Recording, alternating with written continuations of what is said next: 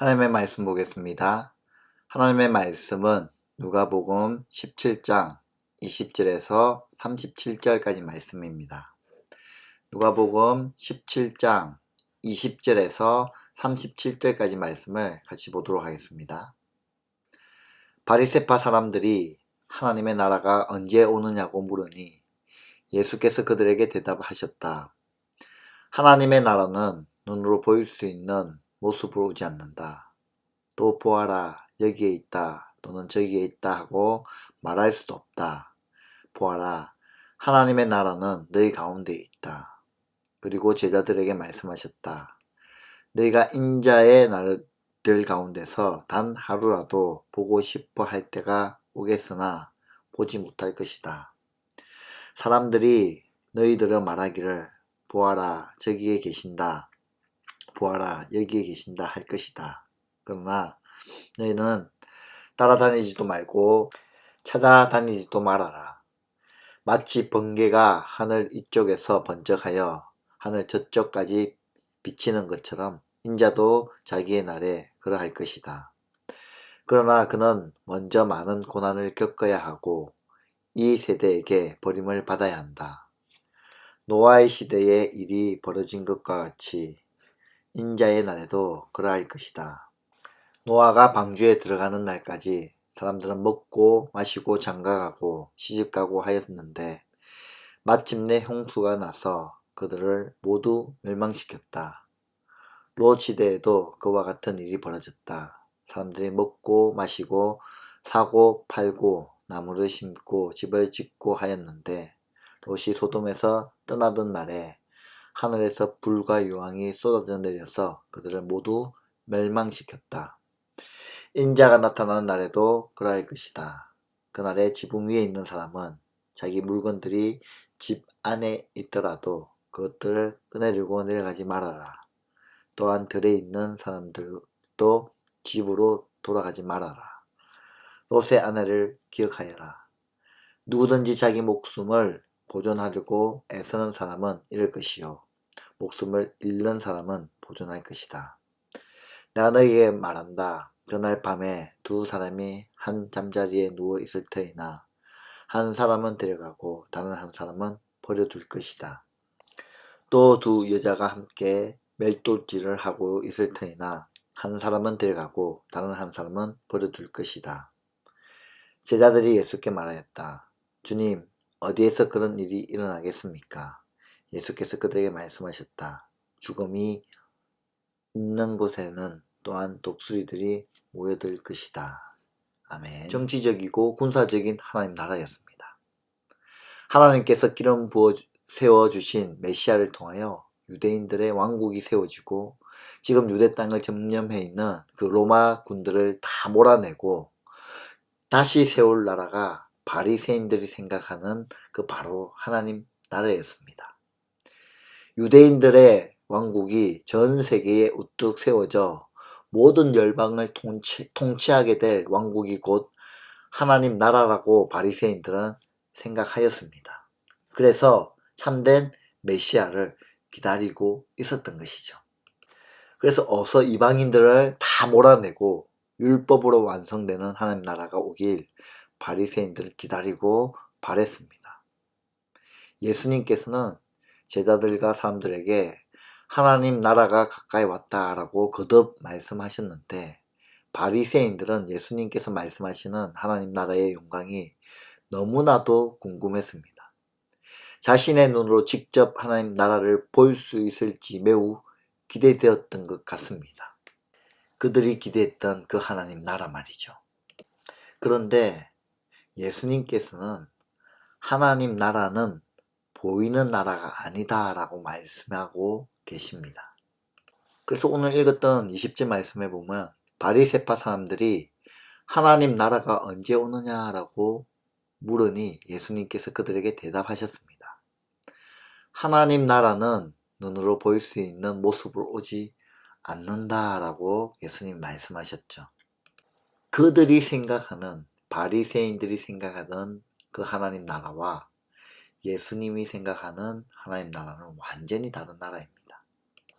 20절에 보면 눈으로 볼 수 있는 이라는 표현이 있습니다. 이 볼 수 있는 말의 뜻을 좀 더 깊은 의미를 보면 주의 깊게 살피다, 율법을 지킨다는 뜻입니다. 즉 하나님의 나라는 너희들의 바리새인들이 생각하는 것과 같이 눈에 보이는 그런 정치적인 모습의 나라가 아니라는 것을 예수님은 말씀해 주십니다.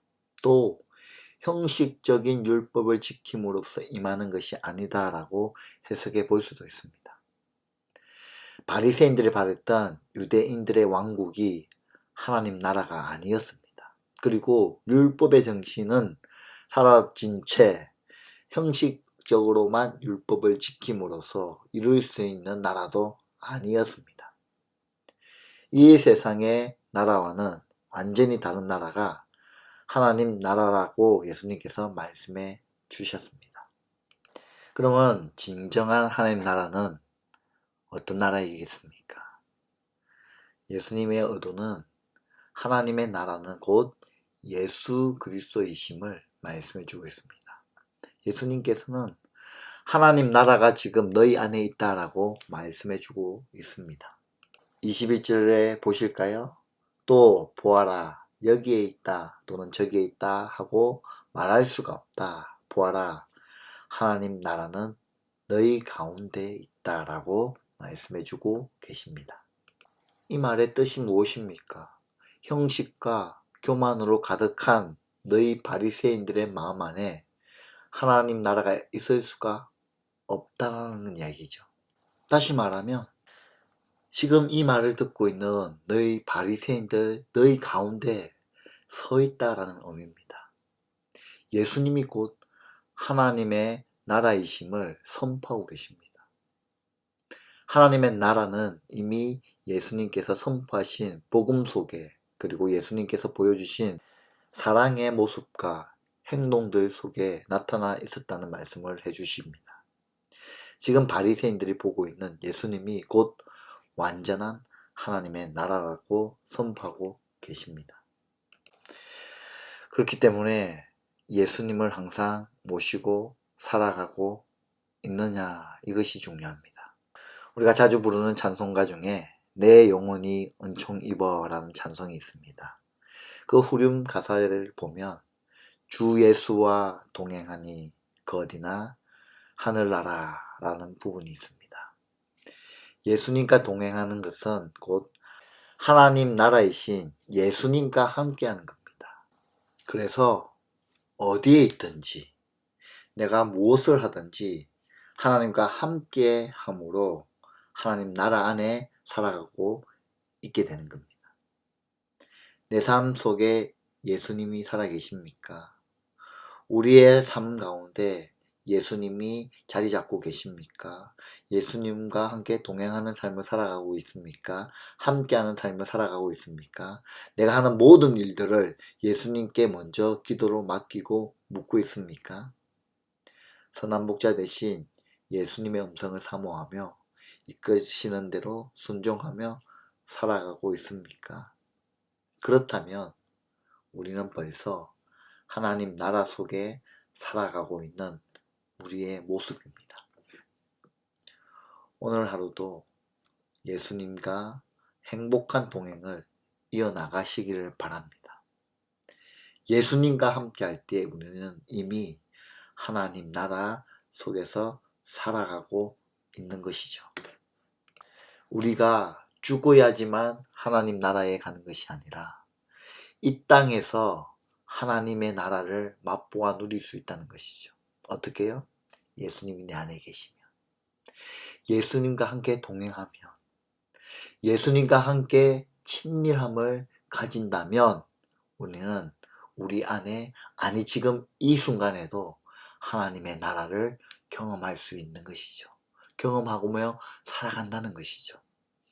저와 여러분의 삶이, 그리고 여러분의 가정이 예수님과 동행하며 예수님과 함께하며 행복한 그 동행의 길을 걸어나가서 그 하나님의 나라를 맛보아 누리며 천국을 맛보아 누리는 저와 여러분의 삶이 되시기를 주님의 이름으로 축원드립니다.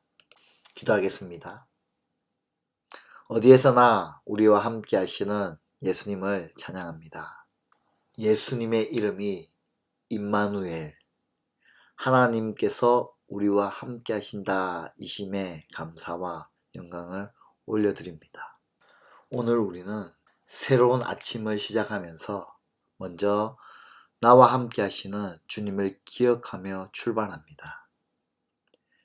예수님께서 오늘 하루도 나를 인도하여 주시옵소서. 내가 바쁘다는 핑계로 주님을 놓치지 않게 하시고 항상 주님과 동행함으로 그 어디서나 하나님 나라, 하늘나라를 기쁨으로 맛보아 누리는 저희들의 삶이 될 수 있도록 축복하여 주시옵소서. 예수님 나와 함께 하심으로, 예수님 나와 동행하심으로, 예수님이 우리 가정과 동행하심으로 우리가 어떤 형편에 있든, 우리가 어떤 상황 속에 있든, 우리가 어떠한 어려움 속에 있든 그런 거와 상관하지 아니하고 그곳이 천국이고 그것이 하나님 나라이고 그때가 하나님의 때임을 저희들이 깨닫게 하여 주시옵소서. 다른 것 바라보지 아니하고 눈을 들어 하나님을 바라보며 신뢰하며 하나님을 예배하며 찬양할 수 있는 그런 믿음, 오늘 우리에게 허락해 줄 믿사오며 살아계신 우리 주 예수 그리스도 이름으로 기도드리옵나이다. 아멘.